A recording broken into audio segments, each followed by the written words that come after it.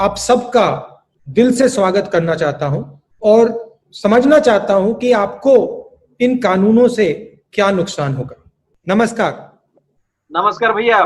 थोड़ा बताइए भैया, आपको क्या लगता है इन कानूनों के बारे में? कानून बिल्कुल अंधा कानून है सर। यहाँ गरीब का शोषण हो रहा है, किसान का शोषण हो रहा है सर। किसान भूखे मरेगा, आप सुसाइड करने पे, आत्महत्या करने पे मजबूर हो रहा है सर। आपको ये डर क्यों लग रहा है कि एमएसपी जाएगी? नहीं सर, ये सब जुमलेबाजी है सर। इनकी बात में कोई दम नहीं है, कोई सच्चाई नहीं। ये किसानों से, छोटे किसान हो या बड़े हो, सबसे धोखा कर रहे हैं। बहुत बुरा, मतलब हमारे साथ तो ये अत्याचार हो रहा है कि हमें किसान को कुछ नहीं बचेगा किसी हालत में भी। अगर इन्होंने ये सिर्फ एक गारंटी दे दो एमएसपी की, अगर कोई कम रेट पर कोई खरीदेगा, कोई एजेंसी या कोई किसान या कोई किसी किस्म की जो है ये प्राइवेट कंपनी, तो उनको दंडनीय अपराध माना जाए। एमएसपी से कम तो कोई किसी किस्म की खरीद होनी ही नहीं चाहिए। ये कानून में एक ऐसा प्रावधान कर दिया है इन्होंने कि एमएसपी के रेट में कोई माल खरीदने का कोई विरोध नहीं रहेगा, यानी कोई खरीद नहीं सकेगा, कोई खरीदना नहीं चाहेगा और उसको विरोध करना चाहेंगे किसान तो उनको जेल में जाना पड़ेगा, ऐसा लगता है मुझे। इस विधेयक से ना किसी जनता का भला होने वाला है, ना शेतकरी वर्ग का कौन सा भला होने वाला है। इस विधेयक से सिर्फ कंपनियों और अंबानी अदानी जैसे लोगों का ही भला होने वाला है। जो भी हम उत्पादन जैसे एक आधी कंपनी ने लेके गए तो हम उन्होंने पैसा नहीं दिया तो हम उनके रिलायंस वाले के घर पे जाके रो नहीं सकते, वो तो हमको डंडे मार के ही खिदाएंगे वहां से। हमको कुछ पैसे वाला नहीं दिए समझ लो, हम तो डूब गए ना, मर गए ना, फिर क्या खाने वाले, क्या करने वाले। किसान की जो लागत बढ़ती जा रही है, जो फसल बीमा है कि पहले 400 रुपए कुछ होया करता कपास का 1 एकड़ का, आज 1600 रुपए कुछ करने लग रहे हैं, यानी वो 3-4 गुना बढ़ा दिया। सबसे खराब क्या लगता है इन 3 कानून में से? सबसे खराब तो ये है जी, ये जो 3 अध्यादेश है किसान को खत्म करने के लिए बनाए गए हैं जी। इस अध्यादेश से किसान को फायदा होना है तो ये एमएसपी के लिए कानून क्यों नहीं बनाते जी? डेली टीवी पे बोलते हैं और कुछ करते हैं तो उसके लिए कानून क्यों नहीं बनाते भी? अगर एमएसपी से कम लेगा उसको हम जेल में डालेंगे, क्यों नहीं करे ऐसा? ये कल अडानी अंबानी हराएंगे, वो खरीदेंगे नहीं, वो तो बीच में दलाल भेजेंगे। किसान का अगर कोई भी फसल जाएगी तो 200, 400, 500 रुपए जाएगी जी। अडानी डायरेक्ट तो किसान के पास आएगा नहीं, वो बीच में दलाल छोड़ देगा। आज किसान का जो काम है आड़ती के थ्रू चला रहा है अपना काम, उनको ये दलाल बोलते हैं। दलाल तो अब आ जाएंगे कारपोरेटर जगत के हाथों जब इसको बेचा जाएगा। 1840 में ईस्ट इंडिया कंपनी थी, वो इंग्लैंड से भाव निकलती थी कपास का और पूरे वर्ल्ड में वो भाव में कपास किया जाता था। तार से बंबई आता था, बंबई से यवतमाल आता था और यवतमाल से सब व्यापारी वही भाव में माल खरीदते थे, लेकिन दूसरे के तार बाद में मिलते थे, इन व्यापारियों के तार पहले मिल जाते थे। ऐसा ईस्ट इंडिया कंपनी का कारोबार था, उसी टाइप का कारोबार आज आने की गुंजाइश लग रही है। 100% वैसे ही होगा।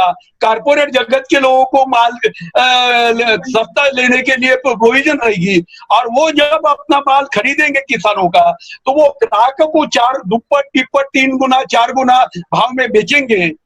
उसलिए ग्राहकों की भी लूट होगी, किसानों की भी लूट होगी और किसानों को प्रॉपर भाव न मिलने से आत्महत्या काफी बढ़ेगी किसानों की।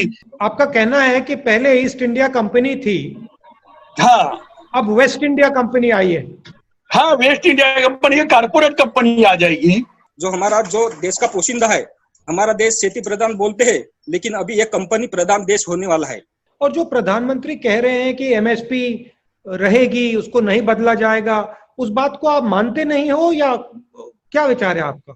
नहीं सर, उनको तो हम मानते ही नहीं हैं, क्योंकि आज वो क्या बोलेंगे कल क्या बोलेंगे। क्योंकि अभी आज मैंने पेपर में पढ़ा, जो कामगारों के लिए एक विधेयक था, कायदा था, उसको कंपनी को उन्होंने टर्नओवर कर दिया। क्योंकि अभी वो जो कंपनी में जो कामगार रहने वाले थे, उनके जो लिए नियम था, उनका नियम हटा के वो कंपनी के हाथों में दे दिया और कंपनी कभी भी उनको निकाल सकती है, ऐसा कायदा बना दिया। मैं भी घबराया था मरने की डर से, लेकिन कोरोना से भी ज्यादा डर अब इस कानून का मुझे लग रहा है कि अगर मेरी जमीन मेरी अगली पीढ़ी के नाम से अगर नहीं रहेगी। देखिए, कोई भी कंपनी या कोई भी व्यापारी अपने फायदे के लिए, मुनाफे के लिए धंधा करता है, ये सरकार नहीं है। सरकार जो ज्यादा कमाता है उसके पास से 2 पैसे लेकर गरीबों में बांटता है, गरीबों को सहूलियत देता है। ये अमीरों की पार्टी है और अमीरों की पार्टी ही रहेगी। ये छोटे किसानों, छोटे लोगों के बारे में कुछ नहीं सोचेगी। इस अध्यादेश से तो किसान को खत्म करने के ऊपर तुलना जी, किसान को, मजदूर को, व्यापारी को, सारे खत्म हो जाएंगे जिससे तो। और करेंगे क्या अगर ये खत्म हो जाएंगे? कहाँ जाएंगे? ये बर्बाद करेंगे, जिसको कारपोरेट के हाथों बेच देंगे सारे सिस्टम को। सारा अंबानी अडानी हार के हाथ में दे देंगे सारे सिस्टम को। हाँ। मजदूरी कराओगे जी फिर किसानों के पास। जो अंग्रेजों का जो राज था वो राज आ जाएगा जी वापिस। इस देश को बर्बाद कर देंगे जी। हर चीज का निजीकरण करने लग रहे हैं, हर चीज को बेचने लग रहे हैं। एयरपोर्ट है उनको बेच रहे हैं, रेलवे को बेच रहे हैं, बिजली को बेच रहे हैं, छोड़ नहीं रहे जी किसी चीज को। जो व्यापारी है कुछ हमको एडवांस पैसा कुछ काम पड़ता था तो लेते थे, अब पैसा भी देना बंद कर दिए कि हम धान नहीं लेंगे, गेहूं नहीं लेंगे, तो हम पैसा कैसे देंगे? भैया इस सरकार में हम लोग बड़ी क्षुब्ध हैं। हम लोग चाहते हैं कि जो 2006 में जो बिल लागू हुआ था वो फिर से लागू हो, बिहार में लागू हो हम लोगों को बस। और जो अभी कानून जो कायदे बनाए इन्होंने, समझो पहले तो कानून कायदे ऐसे है कि बहुत काश्तकार के विरोध में है, और अभी ये दूसरे 3 कायदे आए समझाइए, तो इससे तो बहुत काश्तकार परेशान होने वाले। भट्टा परसौल में और उत्तर प्रदेश में देखा कि किसान के पास जो है, जो संगठित उद्योगपति हैं बड़े वाले, वो जमीन भी चाहते हैं, फसल भी चाहते हैं। और पहली लड़ाई जो मैंने लड़ी वो जमीन अधिग्रहण की थी, और वहां पे मैं अड़ गया था, और उसके कारण पूरे के पूरे मीडिया ने मेरे ऊपर आक्रमण शुरू कर दिया, और वो मैंने झेल लिया। वो कोई बड़ी बात नहीं है उसमें। आपने जो कानून 11-12 में लाया था, भूमि अधिग्रहण कानून, वो कानून से आज किसानों को लाखों और कुछ लिखा लोगों को करोड़ों रुपए मिले हैं। आज तक उन्होंने देखा नहीं है इतना पैसा, क्योंकि वो 1894 का कानून था, वो इंग्रज के जमाने का कानून था, वो भूमि अधिग्रहण कानून था, उसमें किसानों की लूट होती थी।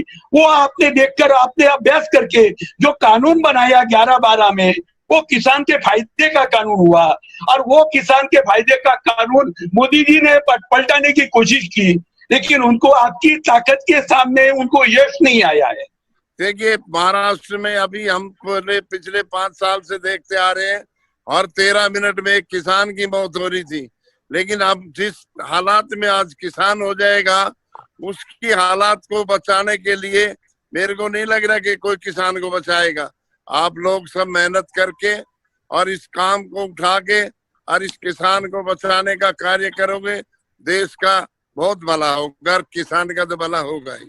जो पीछे पूर्व जो सरकारों ने काम करे थे, जो देश के किसान के लिए, मजदूर के लिए, व्यापारी के लिए, युवा के लिए, उस चीज को सबको वैसे अधिग्रहण करने लग रहे हैं। न तो देश के किसान के पास काम रहेगा, न युवाओं को रोजगार रहेगा जी। महात्मा गांधी जी ने 1917 में पंचारण बिहार से नील का आंदोलन शुरू किया था। उसके बाद में बारडोली का आंदोलन हुआ।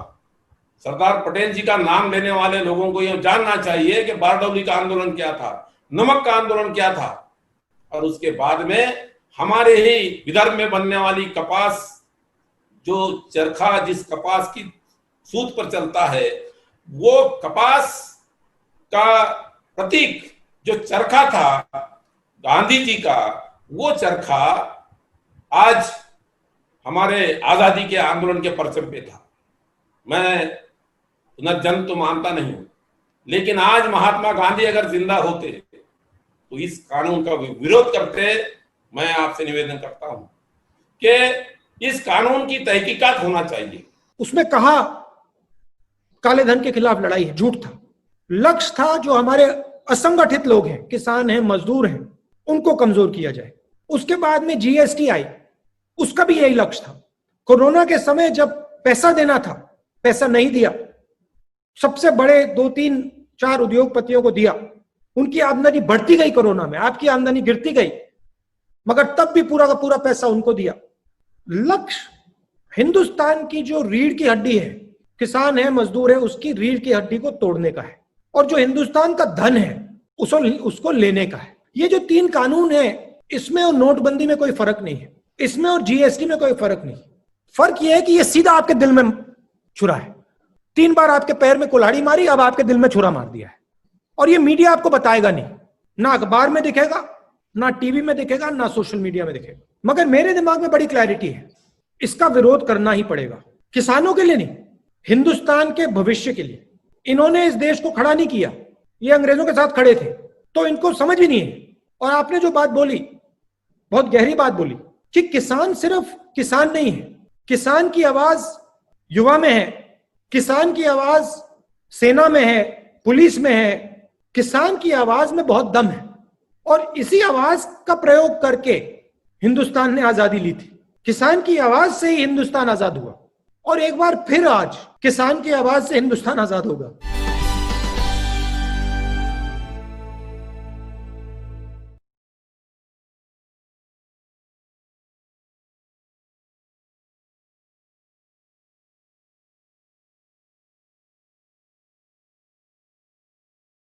कोविड से हो गए हैं टेंस, दिल डिमांड्स अ चेंज। सही नहीं दूर घूमने जाने को, शॉर्ट टूर सही दिल बहलाने को। समिट होटल दार्जिलिंग और कालिम्पोंग पूरी कोविड सेफ्टी के साथ आपका पर्सनलाइज्ड टूर ऑफर करता। Good rooms, good food, discount price, और क्या चाहिए दिल बहलाने को। Contact number 919332080131। WhatsApp call 8388877888 for call. Readymade की होलसेल दुकान जहां मिली सारा सामान, राजधानी गारमेंट्स है जिसका नाम। बच्चों से लेकर बड़ों तक लेडीज और जेंट्स के रेडीमेड कपड़ों के थोक विक्रेता। विजिट करें, व्हाट्सएप करें या कॉल से ही ऑर्डर करें। राजधानी garments, 2nd floor, stall number 246-47, Gaurishankar market, विधान रोड, सिलीगुड़ी। कॉन्टैक्ट नंबर 8348888881 या 9324955328। आज जहाँ कोरोना से सभी है परेशान, हम लाए हैं कमाने का तरीका आसान। 21वीं सदी में महिलाएं आत्मनिर्भर होकर स्वाभिमान के साथ जीना चाहती है। अगर आप एक गृहिणी हैं और घर से ही मुनाफे वाला व्यवसाय करने का सोच रहे हैं तो आपके लिए सुनहरा मौका लाए हैं टपरवेयर के सिलीगुड़ी स्थित पूरे नॉर्थ बंगाल के डिस्ट्रीब्यूटर नारायणी पार्टी सेल्स। तो सोचिए नहीं, स्क्रीन में दिए गए नंबर में संपर्क कीजिए और विस्तृत जानकारी लीजिए। घर बैठे पैसे कमाए, आज ही फ्री मेंबरशिप लीजिए, अपने सपनों को पूरा कीजिए। मुश्किल की इस घड़ी में आपका साथ ही सिर्फ टपरवेयर। अपने सपनों को संजोने के लिए ओम डेवलपर्स लेके आए हैं Shri Shyam farm house villa, जिसकी पहले फेज के सभी प्लॉट्स बिक चुकी हैं और दूसरे फेज की बुकिंग और रजिस्ट्रेशन है चालू। प्लॉट की साइज है 3 से 6 कट्ठा तक, तो देर किस बात की, अभी फोन उठाइए और बुक कीजिए। Shri Shyam farm house villa, Phulbari. Contact number 9609784045 या 9733036000। बहुत जल्द इसके तीसरे फेज की प्लॉट भी लॉन्च होने जा रही है। कस्टमर नहीं आ सकते तो क्या आप उन्हें अपने प्रोडक्ट या सर्विस के बारे में तो बता सकते हैं इसके लाइव के माध्यम से। कॉल आने से वर्चुअल प्रोडक्ट डिस्प्ले कर ऑनलाइन डिलीवरी, यही है लेटेस्ट ट्रेंड। जी हां, टेंशन नहीं, सॉल्यूशन। एसके लाइव के 9 लाख व्यूअर्स बनेंगे आपके कस्टमर।